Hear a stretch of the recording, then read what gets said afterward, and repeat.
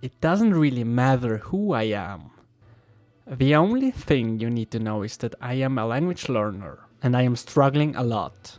What about you? Lack of motivation, lack of time, or lack of energy.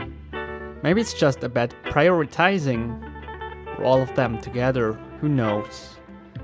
Maybe you just can't make out any progress in your target language. Do you know that feeling? Do you feel that way sometimes?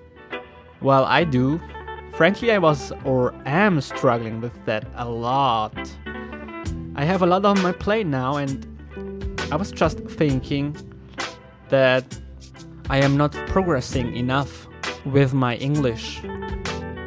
But I think maybe I'm just too hard on myself, and I guess the most pressure comes from myself. And I also looked at the numbers of my website subscription, for instance, and was kind of disappointed. But what did I expect? And maybe I think it's okay. I was just losing my focus, which should be finding interesting ways to improving my English. And just keep going, you know. That's the most important thing. And I just came back from a run.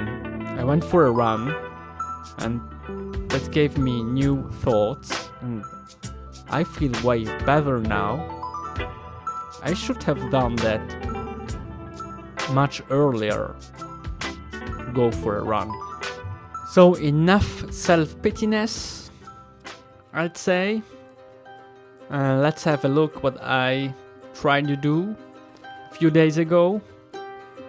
I had no time for podcasting because I had to learn for a non-language topic. But then I decided to produce something or to record something nevertheless. And that's what I recorded. So buckle up for a few minutes of Daniel learning economics. And just a quick note here to give you a context so that you can understand. So basically, I had no time to learn English, and I had to learn some economics stuff, economic politics, and I decided to learn economics and at the same time learn a bit of English. Well, the book I'm reading is written completely in German, of course, and just before I've read an article about the topic comparative advantage, and after that I thought, okay, what about the English version? May I find something useful for me to understand the topic better, but in English? Because in that case it will help me with my studies, and at the same time probably some of the words I come across will stick. So the first thing I did was I went to Google, I typed in comparative advantage, and the few questions came up. For instance, what best defines comparative advantage?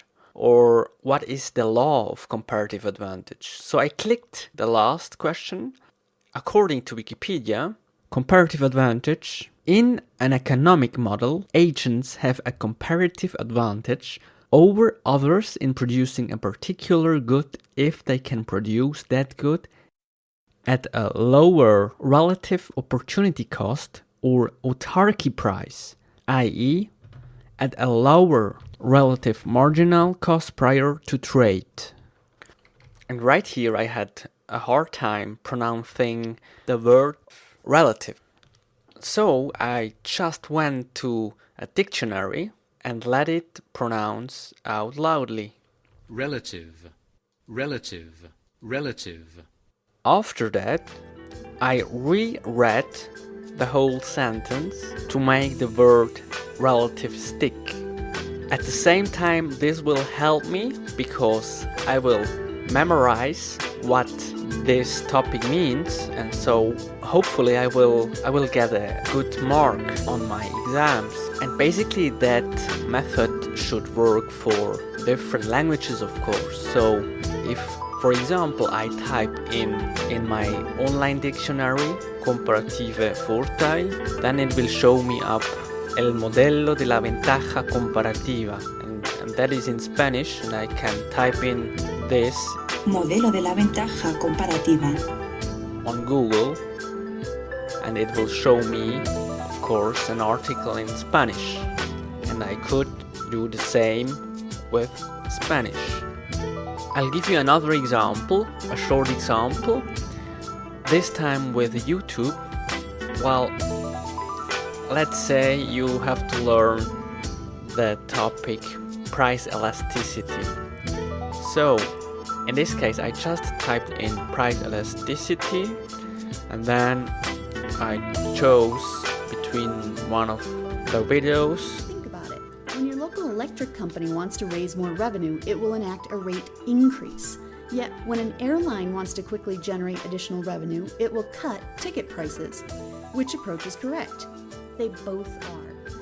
And here again, it is kind of a support of my studies, because at this time it is even more effective because there are images, pictures, and in this time even subtitles that will support me. So I can learn the economic concept, and at the same time I learn technical vocabulary.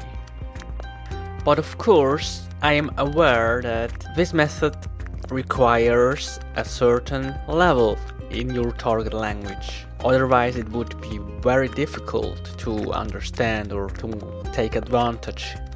But what I wanted to make clear here is that don't make excuses. There are always ways to learn in your target language.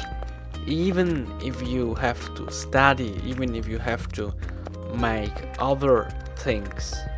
En tout cas, je t'encourage à continuer parce que c'est vrai que c'est toujours plaisant à écouter.